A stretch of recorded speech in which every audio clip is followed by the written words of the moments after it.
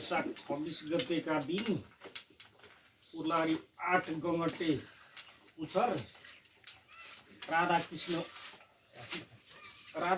सापकोटाको घरको गाईले किला काँटी खाएको अवस्था र तर निकाल्दै गरेको अवस्था है साथी हेर्नु होला।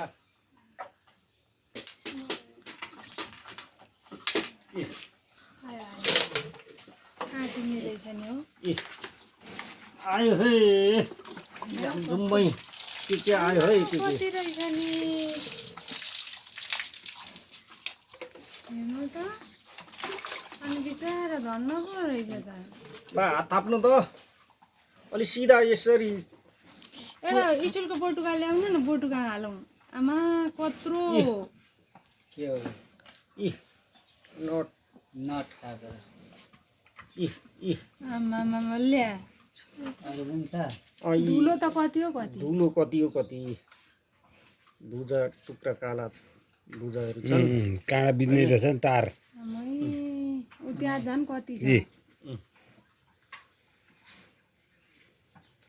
हाम्रो सापकोटा दाइको पनि अनुहार निकालिदिउँ न। मेरो गाई है मेरो।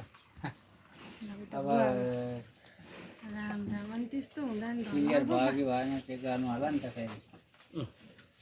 क्लियर भएन भने फेरि हाल्नु पर्यो है।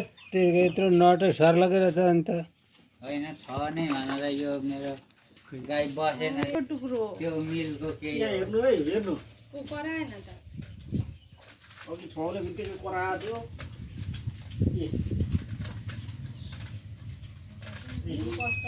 बोल्या छ नि बोल्या छ। यो रातो भयो यहाँ अनि यहाँ मोबाइल छ नि त, मोबाइल चाबी छ।